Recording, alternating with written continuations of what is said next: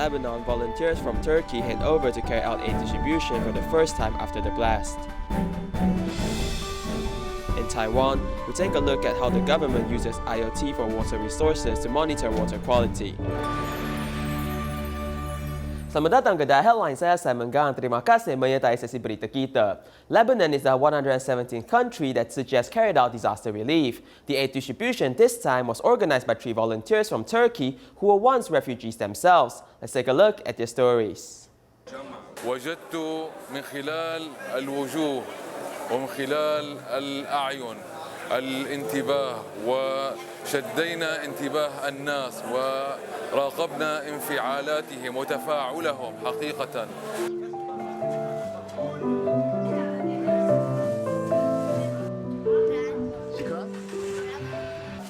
In 2014, Tzu Chi Turkey chapter held its first aid distribution for the Syrian refugees.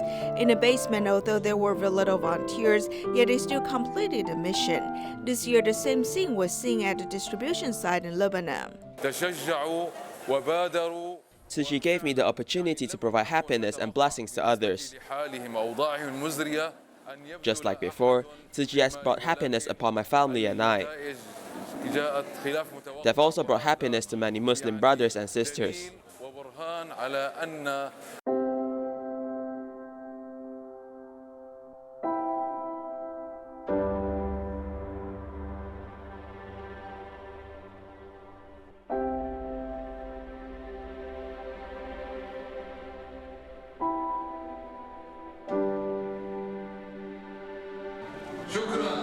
The 3 of them were former refugees who escaped to Turkey. After receiving aid from Tzu Chi, they had a turn of hands. Now they are all dedicated to the volunteers in Turkey. After the blast in the port of Beirut, they shouldered the responsibility of organizing the first aid distribution in Lebanon.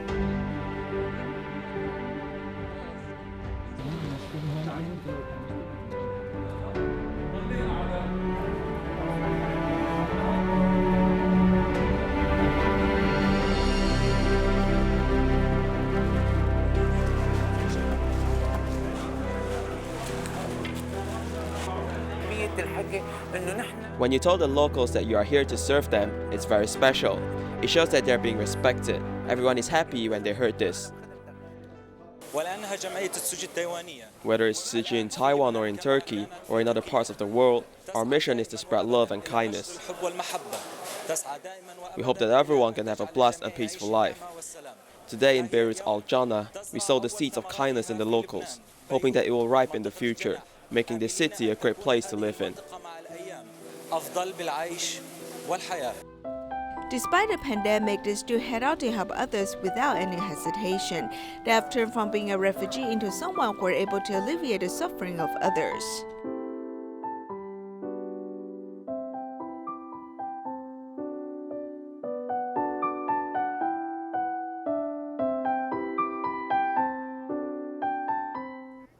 In Indonesia, the pandemic has impacted many people's incomes and lives. To help impoverished families, Tzu Chi Indonesia chapter has worked together with enterprises to donate 5,000 tons of rice. Take a look.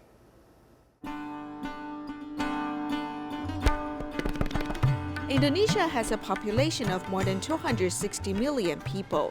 How does the country prevent the pandemic from spreading? The government has chosen a town in central Jakarta as its pandemic prevention demonstration point.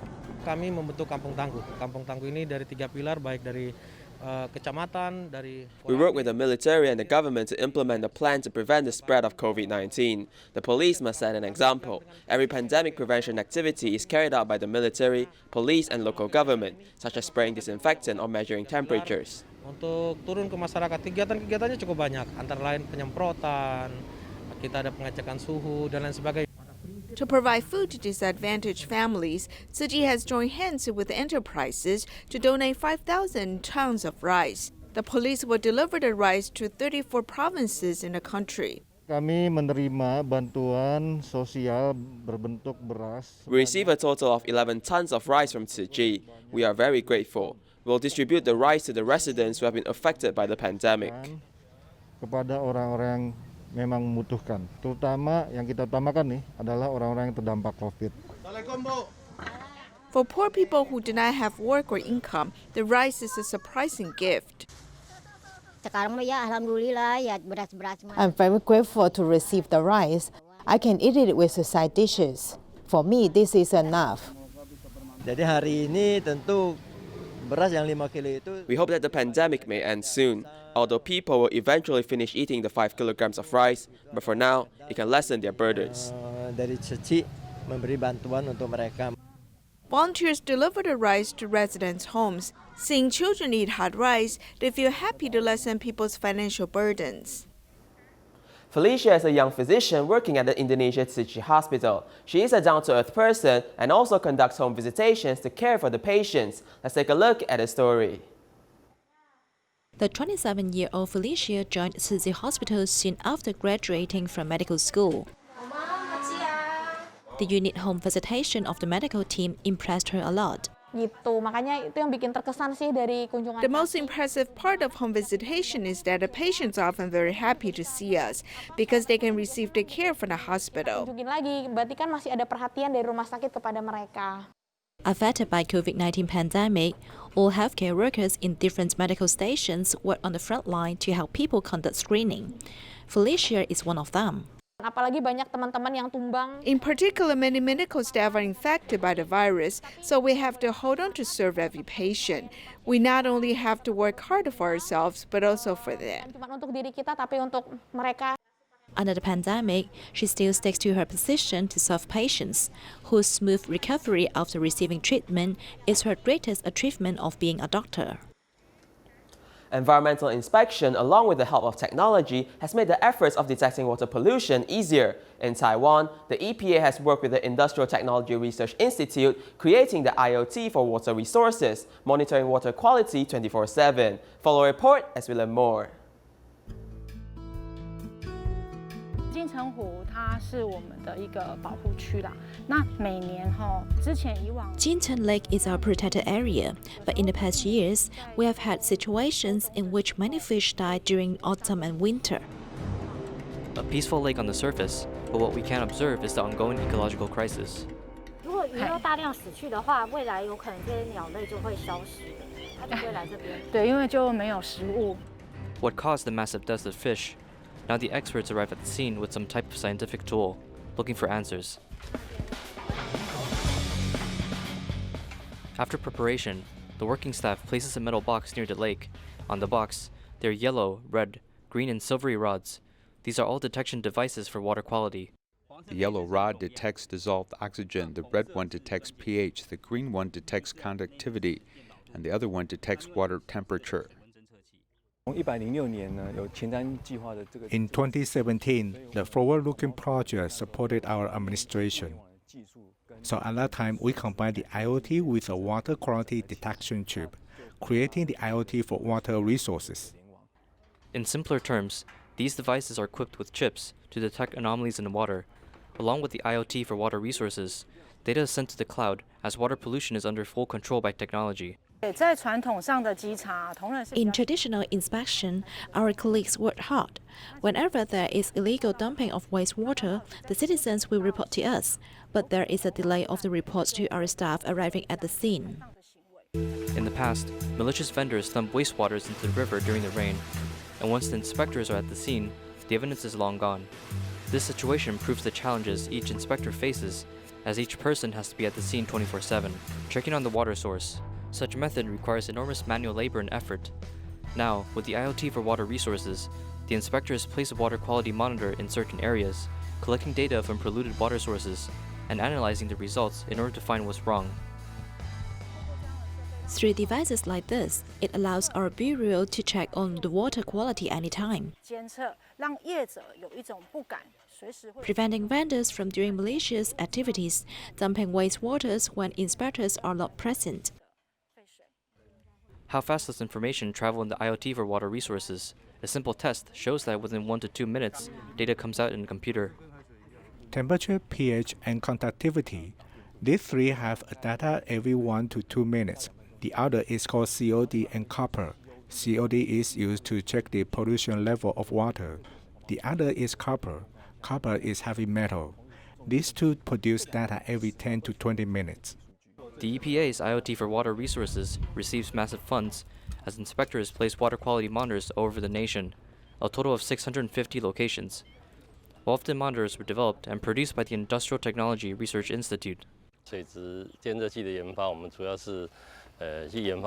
development of the water quality monitor is focused on making smaller models and making chips with the function to sensor.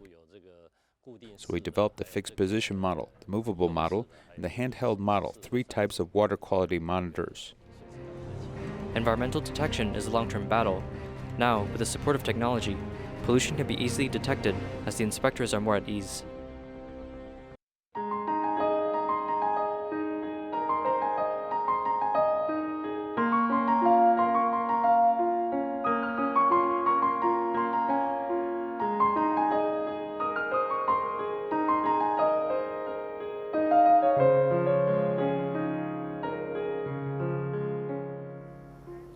In Malaysia, if you're having financial troubles, you can seek professional help from the Credit Counseling and Debt Management Agency, where they'll help you reorganize your debt and prevent you from falling into bankruptcy. Here's more. COVID-19 is impacting the Malaysian economy as many people are suffering from financial troubles. According to the Department of Bankruptcy of Malaysia, on average each month about 1,000 people declare bankruptcy. It is estimated that this percentage will increase 5% this year due to COVID. If bankruptcy rate continues to rise, it will not only affect the people but the country's economy. Sekiranya masyarakat Malaysia mengambil mudah untuk tidak membayar hutang kepada If Malaysians do not pay back their loans, then the court will declare them bankrupt and all of their belongings will be valued to pay back the loan as much as possible. The bankruptee will face a difficult time and their cost of living will increase.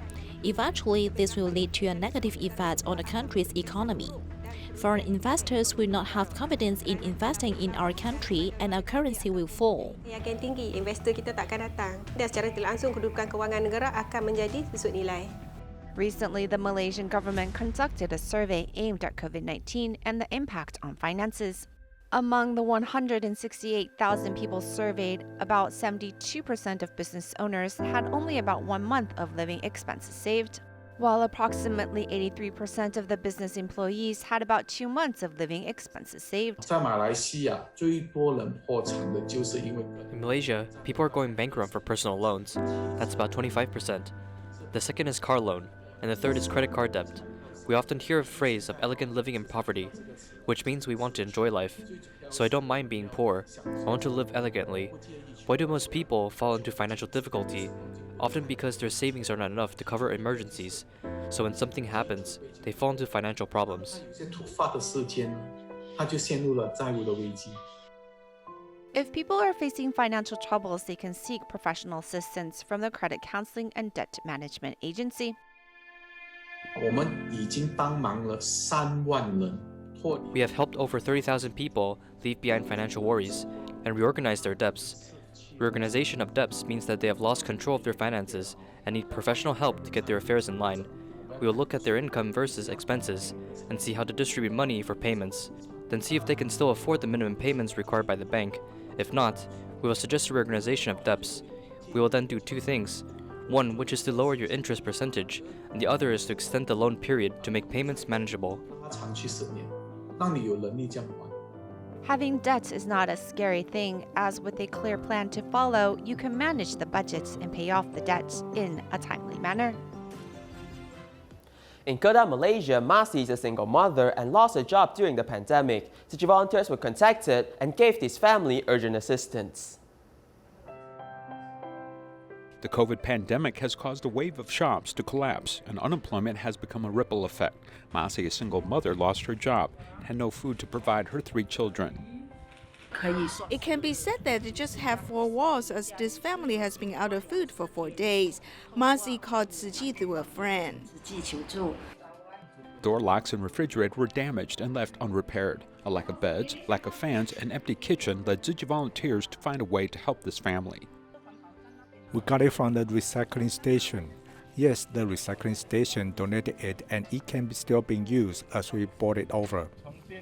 Mattresses, beddings, and kitchen utensils, although they are second-hand, are all clean. In addition, some food and daily necessities were brought to Masi's family. We purchased the gas stove, and from today, she can start cooking at home. It is better now. Tzu Chi provides us with food. I'm still looking for a job so that I can have money and take care of this family more easily. Being in need of help is a momentary thing, as Mazi's wish is to return to the workplace and become as self-reliant as everyone, gives a blessing to her family. In Malaysia, Tzu Chi Pontian Liaison Office have received more than 190 applications for New Shoot scholarships this year. A briefing session has been held in August, and home visitations were conducted in October to assess their financial situations. In the COVID-19 pandemic, many families have problems having food to eat, let alone going to school to study. Tzu Chi Pontian Liaison Office has received more than 190 applications for New Shoot scholarship this year. This pandemic affects many families, and the impact is very great and broad. In the past, there were probably 130 applications. This year, because of the pandemic, we have received more than 190 applications.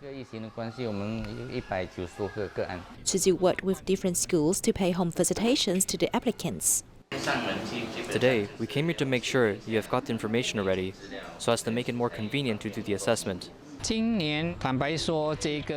Frankly speaking, this year the COVID-19 pandemic has posed a great impact on every school in the world, including private or national high schools, especially at the financial level. In particular, students in private schools not only need to pay tuition fees, but also transportation and living expenses, so it is quite heavy for ordinary families.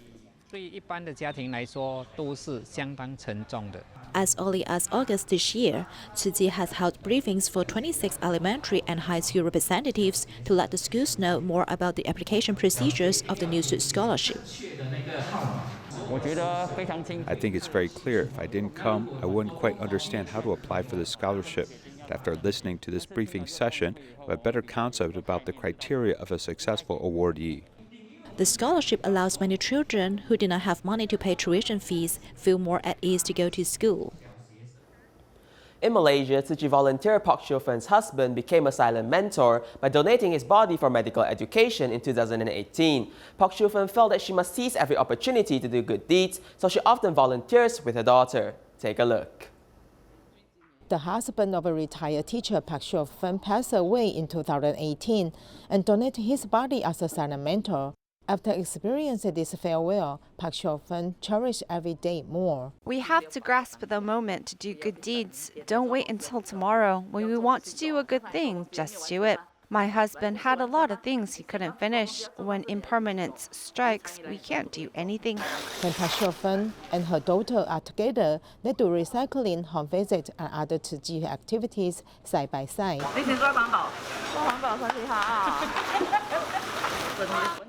We must help if we can. When we help others, their happiness rubs off on you. Pak Shio Phen, who has been a vegetarian for 8 years, also likes to grow her own vegetables. The residue from the enzymes is used as fertilizer. These are my fertilizer. Once a mother, always a mother, caring for everyone and everything near her.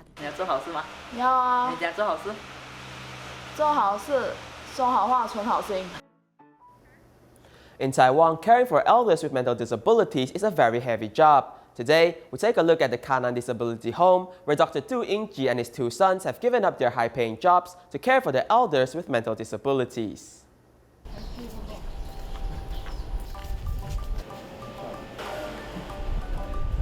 Seeing that Dr. Du has come, 64-year-old ally takes the initiative to sit on a medical chair.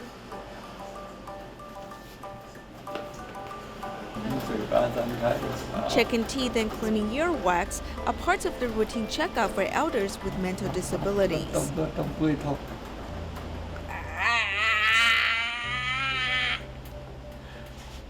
While it does not hurt, Ally, who cannot talk, likes to scream because whenever he does that, Dr. Du will comfort him. He is more than 60 years old, which is equivalent to normal people who are 80-some years old. He reacts very slowly. We need to take the initiative to take care for him. Babies might feel pain, but they do not talk about it. This phrase also can be used to describe elders with mental disabilities. Their limbs have atrophied. Their mentality is like those in kindergarten.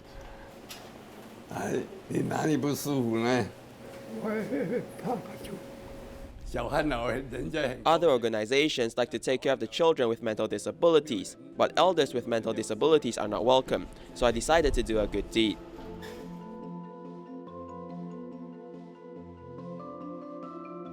"16 years ago, Dr. Du and his wife founded Jianan Disability Home in Pingdong's countryside.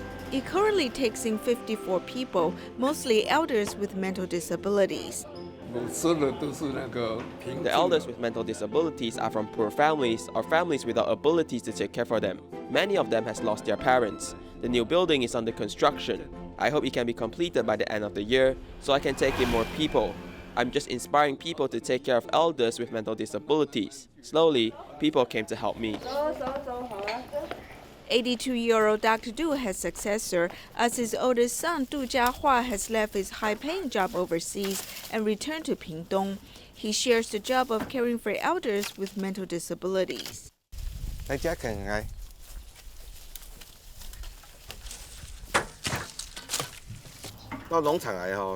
Coming to the farm provides them with a good experience in farming.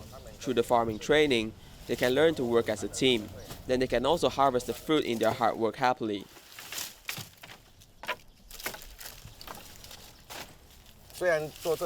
Although this job is very hard and we are usually soaked in sweat, the result is very good. Our biggest blessing is when elders with mental disabilities get good care. Doing good deeds begets good rewards. Dr. Du's youngest son, Du Junhe, who worked as a bank analyst, was inspired by his father and brother and decided to follow them. When I was in the US, my annual income was between $80,000 to $90,000 US. It was 10 times more than my current income.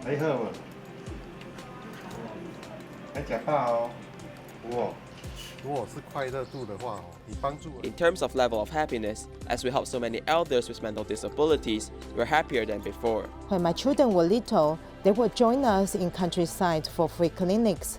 Now everyone is working for the disability home, including my grandson. Dr. Du's grandson, Du Yupeng, has been serving at a disability home since graduating from medical school social worker major. He started working as a caregiver and is now a social worker. I can get very direct feedback from them. When they are happy, they'll make me feel that it is good that I can do this job. The family of 3 generations work with one heart to help people.